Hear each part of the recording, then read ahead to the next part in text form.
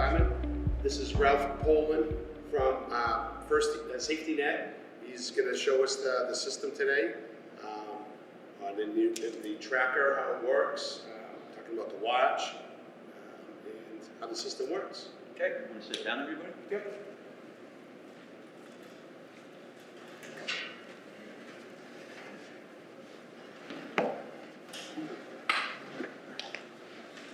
You want us to go around real quick? Does that help you? Yes, that would be great. Start with Wendy. Rob Silva, 5G. Diana Richard, Mayor's Office. Dean Mazzarola, Mayor. John Ferrer, Police Department.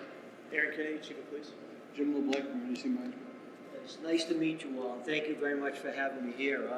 My name is Ralph Poland. I'm a retired Marshfield Police, and I work with SafetyNet Tracking Systems now. I retired in 2012, and I found out about the SafetyNet program back in 2010 when I was still on the job. And police firefighter members here will recognize this. We had gone on a search one night. It was in February. It was 22 degrees out. It was, the 911 call came in at 8 o'clock at night. So 8 o'clock in February is pitch black. The entire 4 to midnight shift, State Police sent a road trooper, Environmental Police sent an officer. Both towns north and south of us sent their canines, Duxbury and Situate. The State Police put a helicopter up with a FLIR camera in it, looking for this gentleman. The fire department was on scene with a gazillion-dollar ambulance and 4 EMTs on duty, just waiting to find out, where we're going to find this person if not. And we searched for 4 hours, and we couldn't find him. And the call is somebody gets a call, the 911 call comes in, somebody's missing, and the first question is, well, which way did they go? And the answer is, nobody knows. Everyone pick a point on the compass, spread out, and just start looking. So that's what we did. And about close to midnight, now the 4 to mid shift, the supervisor called in the midnight to 8 shift early, overtime. The 4 to midnight shift guys, when it hit midnight, they're not going home because, as we all know, when a search starts, it continues on 24/7 until the person is found or it's determined to be a recovery. So all of these expenses are incurred by municipalities. So around a little bit after midnight, dispatch gets a 911 call, there's a stolen car in progress. So we had to take 2 men off the search, send them on the stolen car report. They go to the place where the car is reported being stolen, which was a single-family home. Family was out with friends, had for dinner. They came home a little bit after midnight, and as they're pulling into their open garage, they noticed a head sitting in the family's second car. So they thought the car was being stolen. So they back out, call 911, and the good news is that was the man we were looking for.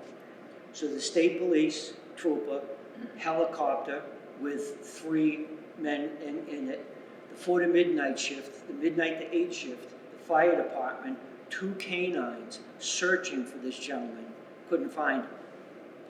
So at the time, I was a community service officer for the PD, and once a month I would go to the Council on Aging meetings, and we would talk, there would be somebody giving a presentation for seniors, like telephone scams, how to recognize them, what to do. There's a hurricane and the power goes out, where they can go to be safe, and things of that nature. And what this one particular meeting that I went to, about 3 weeks later, was Norfolk County Sheriff's Department deputy was given a talk on the SafetyNet program, which I had never heard of. And it wasn't out of his mouth 5 minutes when I'm thinking, man, where was this 3 weeks ago when we were searching for this gentleman? So fast forward, we initiated the SafetyNet program in Marshfield. That was back in 2010. And I want to show you a video in a couple of minutes. There was a gentleman in Marshfield with Alzheimer's. He was verbal but not comprehensive. I mean, you could say, hey, Vinny, that's a nice jacket you're wearing.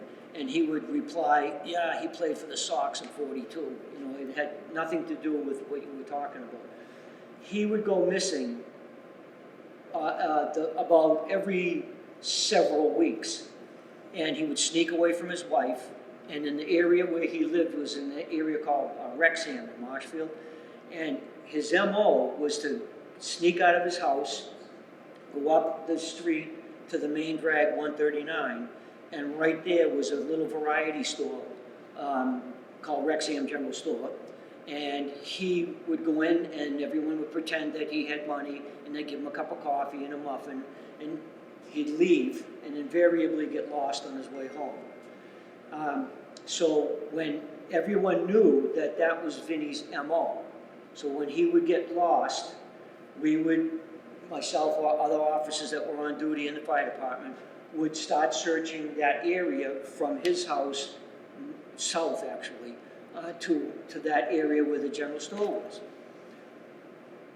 2010, we found out about this program, and he was our first client on the SafetyNet program.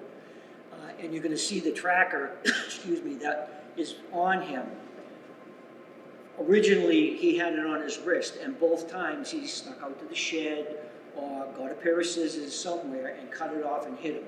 One time, his wife called the station.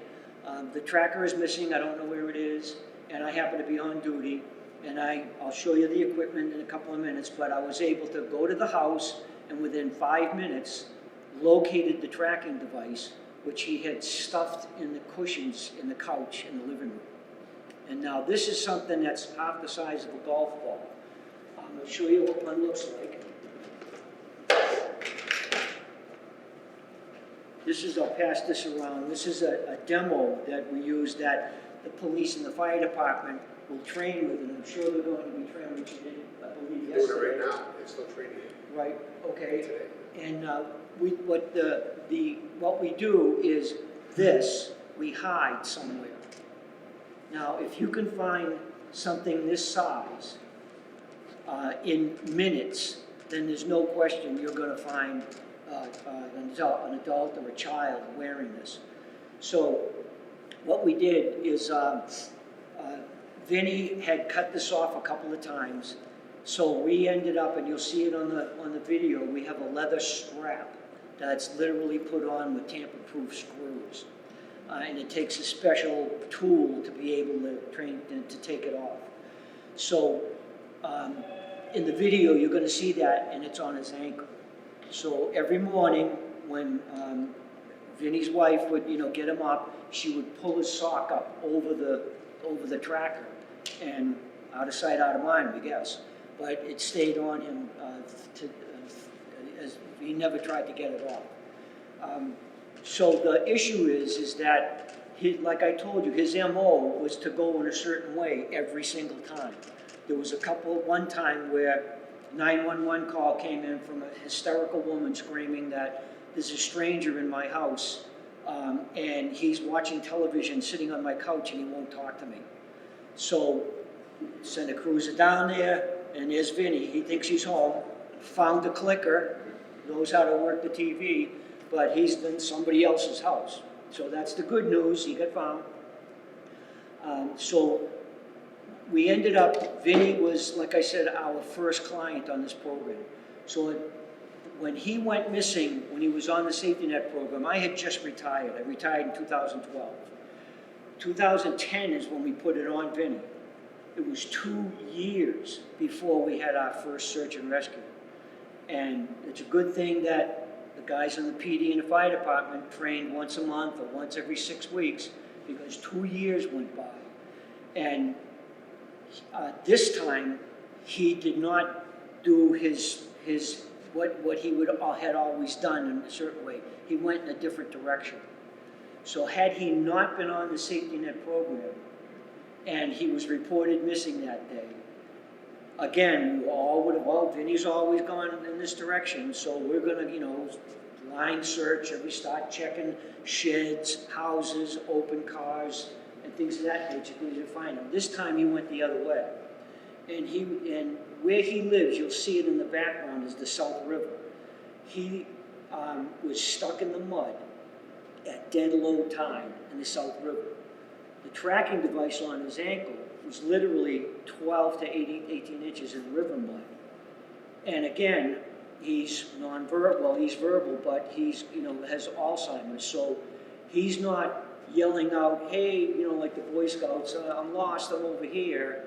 He's just standing there waiting for the tide to come in and drown. So I'd like to show you this video. And again, Live from Boston, WBZ News at 6 starts right now. Entangled in a marsh with high tide approaching, the family of a man on the South Shore had no idea just how much danger he was in. And as Christina Hager shows us tonight, a small piece of technology saved his life. Police say Vinny DiNatale is lucky to be alive, and because he suffers from Alzheimer's, he has no idea what a close call he's made it out of. He usually comes back within 5 or 10 minutes, but he didn't. The 82-year-old had gone for a stroll up the couple's Marshfield Street. When he never came back, his wife Virginia called police. Luckily, he was wearing this, a new tracking device that sends signals to a special antenna. It can take a police cruiser to within 3 miles of the bracelet where a handheld antenna hones in. It narrows it right down to a pinpoint. Normally, when Mr. DiNatale goes out for a walk, he heads this way to his favorite store. But this time, he went the other way. This is where he ended up, stuck deep in this marsh. He was in an area where nobody could see him. It was a remote area, very close to the South River. He was trapped in a patch of briars and unable to get out. Police say they would have had no reason to check in the depths of this marsh, but for the little bracelet sending out signals. It basically saved his life today. The band around his ankle that Vinny DiNatale had complained about at first. Now he's used to it, and his wife... I just feel so much calmer, just the fact that he has this dumb thing on here, and it works. In Marshfield, Christina Hager, WBZ News. When he was reported missing, it says that she called 911. She did. She drove around for an hour looking for him first.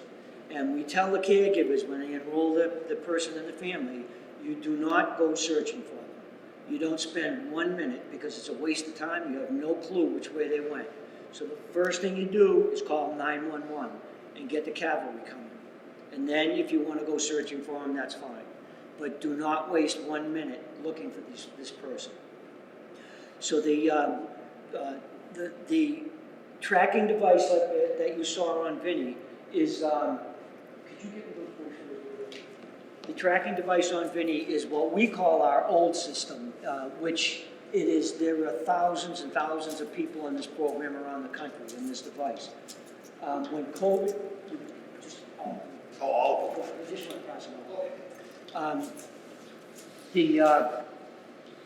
about a year and a half ago or so, we kept being asked, can we find something, create something that doesn't really look like a septic type of hospital device, because of children with autism, mostly, adults with Alzheimer's, to be wearing this, it's kind of, especially with the children with autism, embarrassing. Somebody says, oh, what is that? They have to explain it. So we started, well, not me, but the IT geeks started working on coming up with a device that was more functional. So we have now, in the process, which has just come about in the last month, you've got the brochures on it. It's RF tracking again. It's not GPS. It's RF tracking, radio frequency. It's also a watch. And there are also going to be other functions that are going to be incorporated in this as time goes on. What happened was, back in when COVID first hit us, the manufacturer of our tracking device here, it was in Haverhill, basically got shut down because a lot of the engineers came down with COVID and they had to dispense with manufacturing. So we were running out of these things rapidly. So the manufacturer of our new tracking watch, we had to hurry it up, let's get going, and because we've got people that are calling for this and we need it now.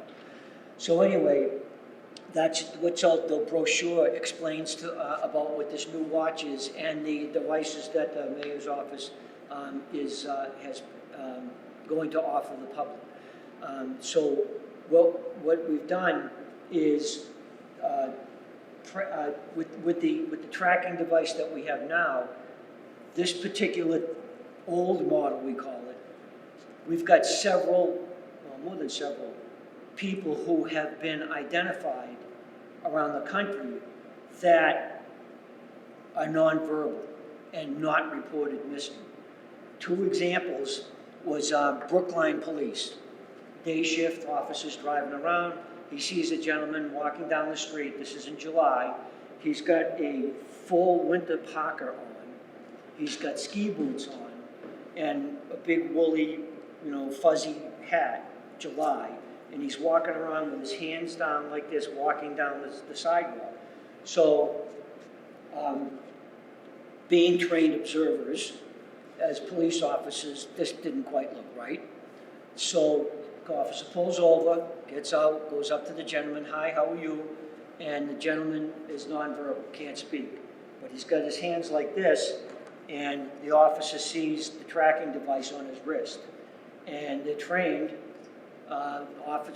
police and fire are trained to know what to do then.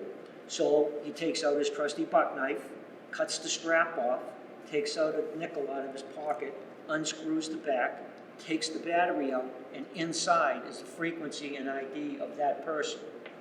He calls dispatch. "I've got a SafetyNet client here. They're nonverbal. I'm assuming he belongs somewhere in the area. Who is it?"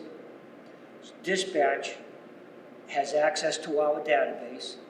They go on the database, plug in the frequency of that person, and up pops a picture of the person and all of their information, medical information, history, where they live, who are their caregivers, all that information that the caregiver gave us to begin with. And it turns out that this gentleman was living in a secure facility in a facility in Brookline.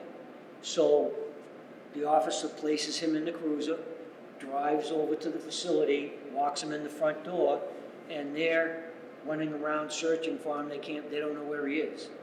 So it's not only be able to track somebody that's reported missing, but identify somebody that is not reported missing, is nonverbal, non-responsive, maybe it's from an MVA, any kind of situation. And the same thing is with the new device. But with the new device now, it's got an activation button on it. So when adults or children are wearing this and somebody says to them, "Hey, what is that?" They go, "Boink, it's a watch," and they show you the time. You also push it the second time and it shows the battery life. You push it the third time and it shows the frequency. So again, somebody that's nonverbal, not reported missing, they're found somewhere, they could still be identified even though they can't communicate. Another example was out in Virginia. A construction crew was working on a building. They see this gentleman walking down the street and just collapsed in the street, on the sidewalk.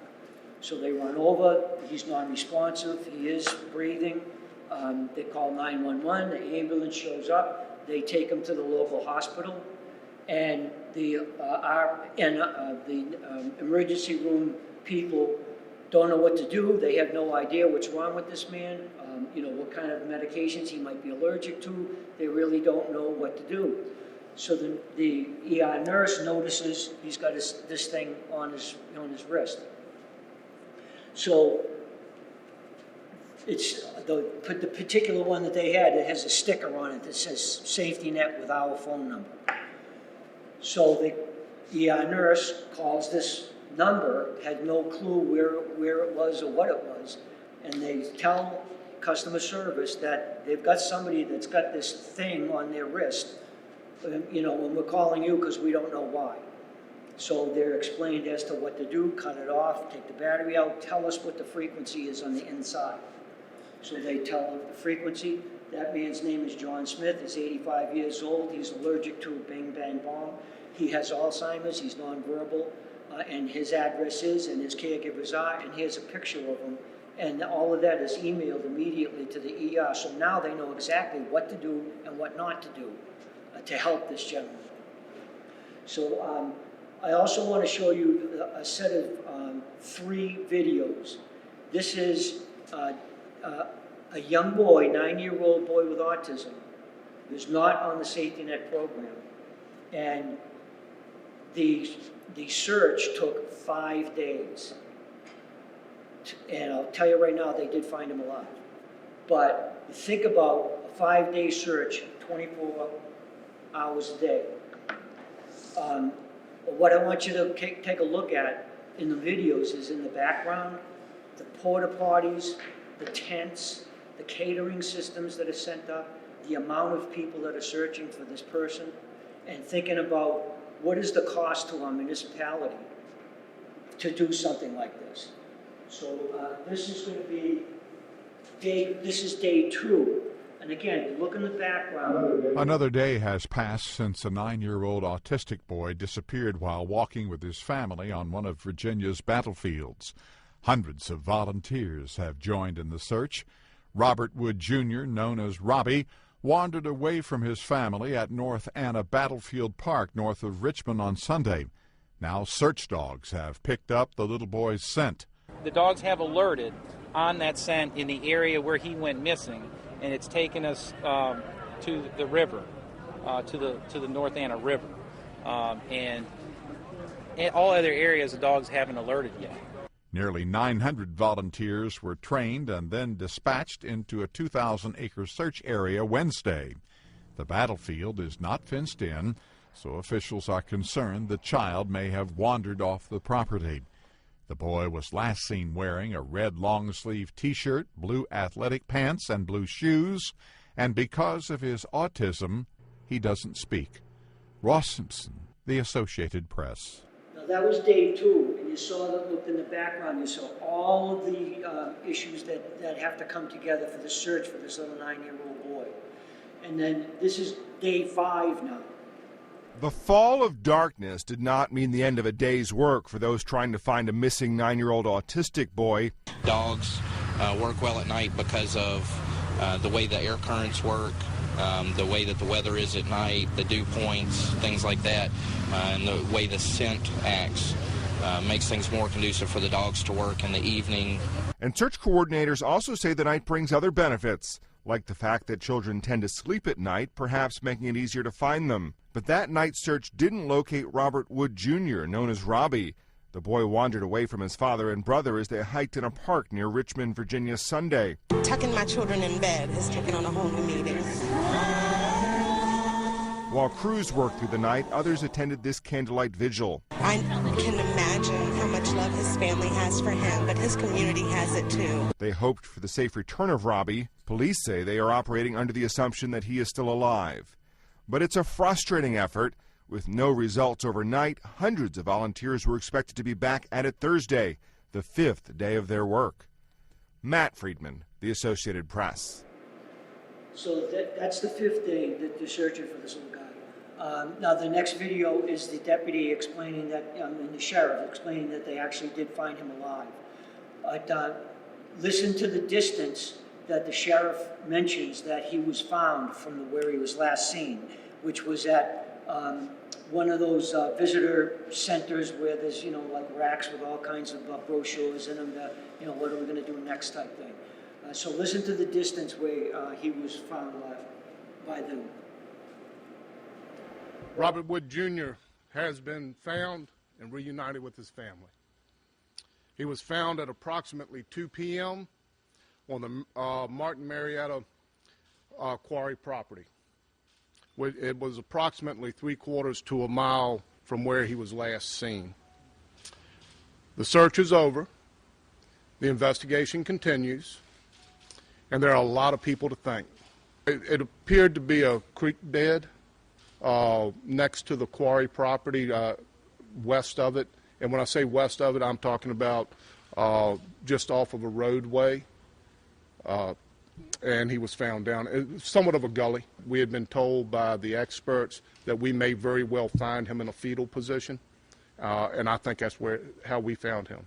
I know we have searched that area before. I don't think, we've had some, it's been a challenge dealing with a child with special needs who's lost. I think you've all been made aware of those challenges. I can't tell you that he was there. I don't think we walked past him. We're just thankful that he was located. So the sheriff said 3/4 to a mile from where he was last seen, and I'll get into that the distances on the equipment. I know in the news video, the reporter said that it brings you within 3 miles of the tracking device, which was wrong. It's within a 1/4 of a mile. But could you just take a guess as to what just that one search cost? Anybody want to throw out a number? $750,000. $1.3 million to 5-day search, and it's around the clock.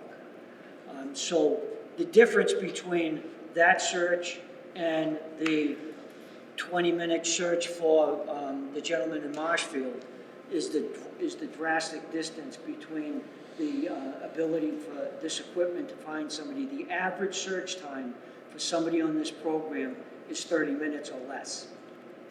Around the country, as of, I think 3 days ago, around the country, we've had 954 search and rescue calls for people in the SafetyNet program, and every one of them they found safe. And again, the average search time is about 30 minutes. So what I want to show you now is the equipment that the fire department has, and this is our Omni antenna that will go on a rig. So when the call comes in, we train the fire department, which they're training today. And when the call comes in from 911, the police department has contact with the fire department, obviously. They have dispatch cards. They know how to, what questions to ask the caregiver calling in. The call could be coming from a private home. It could be coming from an assisted living facility, a school, a playground, a shopping mall. Wherever the call comes in from, the fire department would, first of all, find that person's frequency. They have the access now to go on our database. So if the caregiver calls in and says, my son is missing from the central school, and his frequency is 216123. So the fire department trained firefighters would insert that person's frequency into the receiver at the fire station. Then they would put the antenna, on the antenna on a rig, and from the fire station, start heading to where the person was last seen.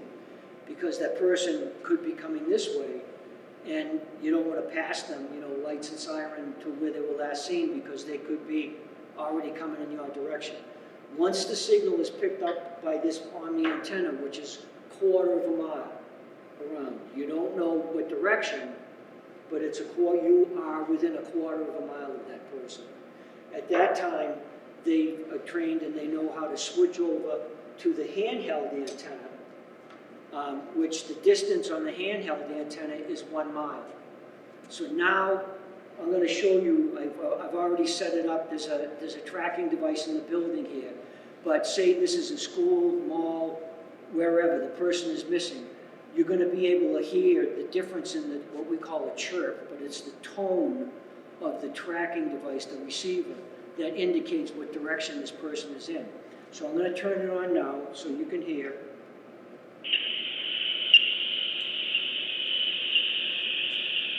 Okay, so you can faintly hear a chirp. And as I aim the antenna,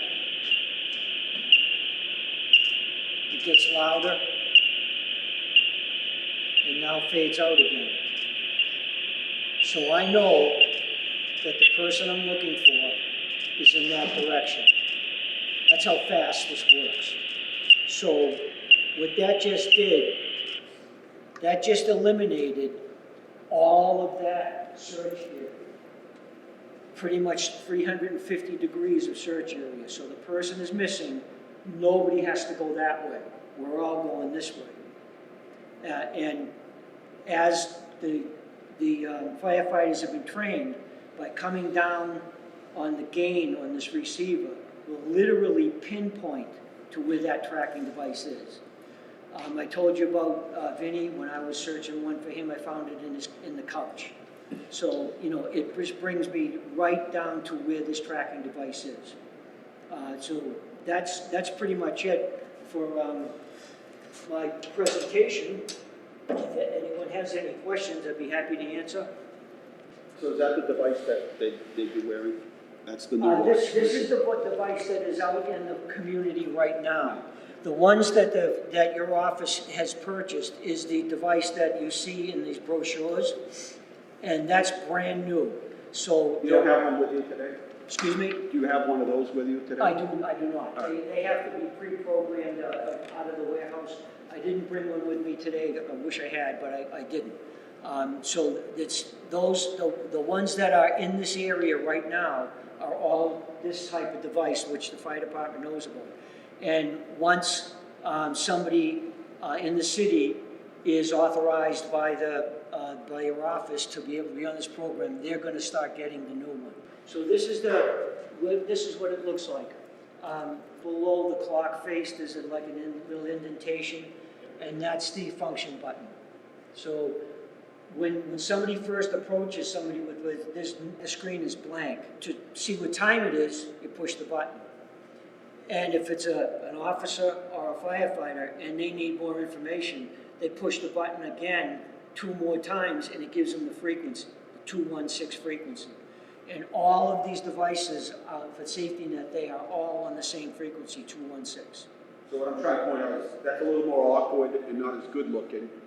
That's much more fashionable, good looking, fits in with the norm, looks just like a regular watch. Exactly. That's what I was explaining in the beginning, where a lot of people were asking for something that didn't look like a sterile device or something like that. So now this is the new and improved RF, still RF, not GPS, because there are situations with GPS signals where we all know you'll lose it, just like a cell signal.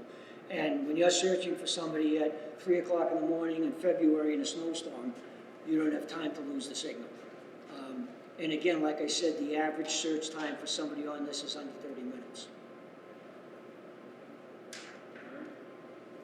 So just so everyone understands, we're going to, if people are interested in the community, there's an application to fill out in our office, and the best thing to do, and we can email it to you, we can, however you'd like to get it, we can mail it to you, get it over to us. Richard Voltor at Veteran Center has said that if there are any veterans, that they would purchase the device from the Veterans Fund. So again, if there's anybody interested, you can email us at dmazzarella@leominster-inman.gov. You can 25 West Street, call us 978-534-7500, extension 0, and we'll get your application processed and then get it off to SafetyNet. So good, thank you. That was a good demonstration. So some of the other features up there are removal sensor. If somebody does try to take it off, that's going to activate the device. That's coming. Okay. Right now, the only functions that are working are the time, obviously, and the tracking part, and the ability to just in the old system here, in order to change the battery, the caregiver had to cut the strap off, unscrew the back, take the battery out, put a new battery in, put a new strap back on.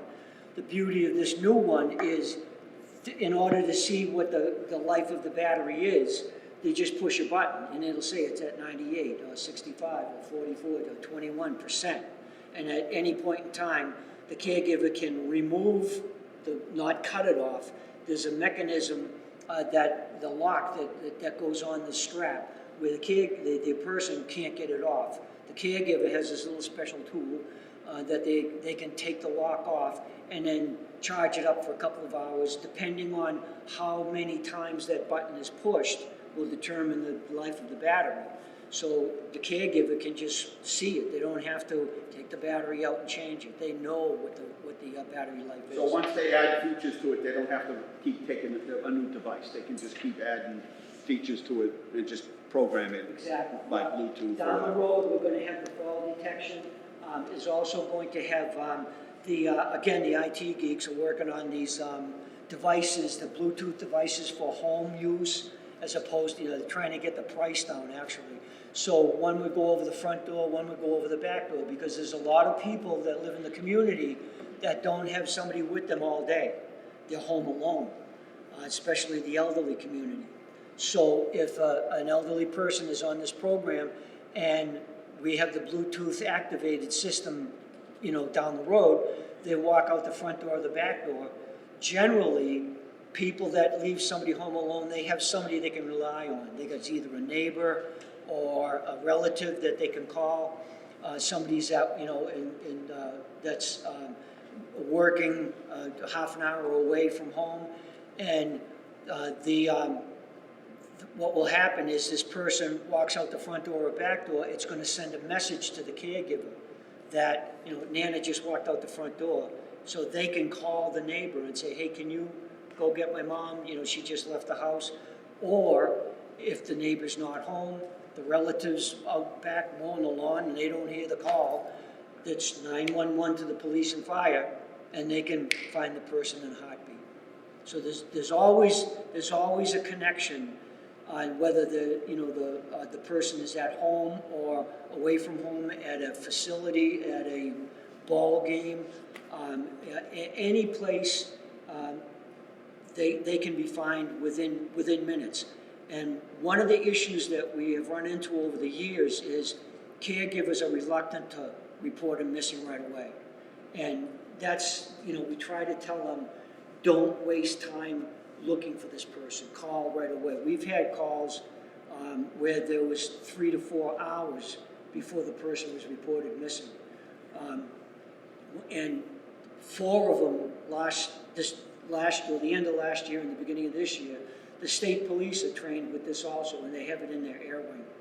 So if there is a late call and the police and fire department realize that, they're going in this area and they're not getting any signal at all, this person could be more than 4 or 5 miles away.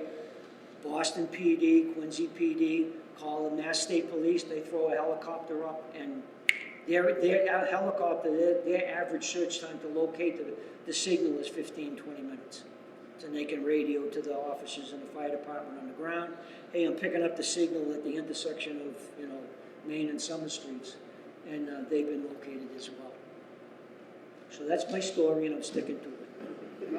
Thank you. Okay, thank you. Thank you very much for bringing this program to Leominster. There's no question in my mind that between now and who knows where, because of you, you're going to be saving lives.